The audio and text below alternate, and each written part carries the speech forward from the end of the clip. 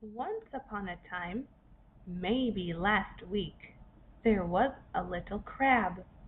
His name was Henry, and he was afraid of many things. He was afraid of shadows and seagulls, swimmers and snakes, sharks and small children.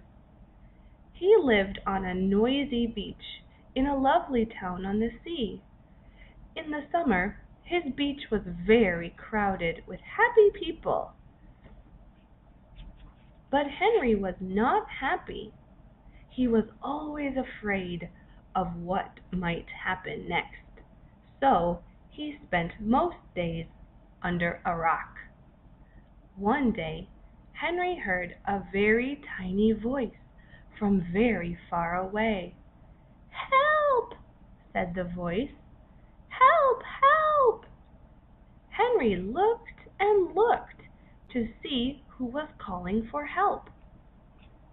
Henry looked this way and that way. He looked up and down.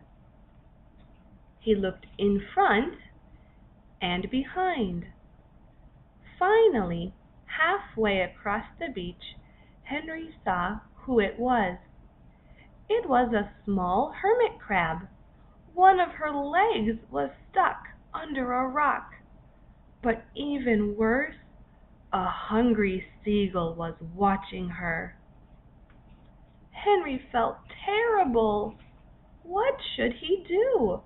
He wanted to help, but what if the seagull was hungry enough for two crabs? "Help me, please!" cried the little hermit crab again. The seagull had taken one hop closer to her. Now Henry felt upset. No seagull was going to eat crab for lunch, not on Henry's beach. Henry took one careful step out from the tall grass where he was hiding. Swoosh! A dark shadow dashed past him. Henry froze. A small child had passed by. He took another careful step, but so did the seagull, who was looking very hungry. Swish, swish. Henry froze again. This time a snake was slithering down the sand dune behind Henry. "Oh no," thought Henry. "If I stay here, the snake might find me. But if I go out, the seagull or children or a large wave might get me, or a swimmer might step on me, or a shark might jump out and eat me." Henry had never felt so scared in his short crab life. He felt scared for himself and for the little girl hermit crab. But the seagull kept hopping closer and closer to the hermit crab. Henry could see great big tears dropping from her black eyes. He must do something. Henry swallowed once, twice, 3 times. He was trying to swallow down his fear. He looked around and saw a big twig in the grass next to him.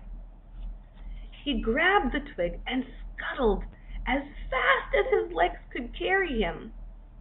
Sideways, of course, at the seagull, who was very near now. He shook the twig at the seagull and shouted with all the breath in his tiny crab lungs. The seagull was surprised. He had never been shouted at by lunch before, and there was an annoying twig waving in his face. He decided to find an easier meal, so he flew away in search of sandwiches. Henry helped the hermit crab free her leg from the rock. "Oh, thank you," she said. "I was so afraid, but you were so brave. You were valiant." Henry smiled. He hadn't even tried to be brave. He only did what needed to be done. Maybe that's what Valiant meant. Maybe Valiant meant doing the right thing, even if he felt afraid. The end. Did you have fun, seniors? Did you read with me? I hope you liked it, and I hope you keep practicing. I'll see you in class.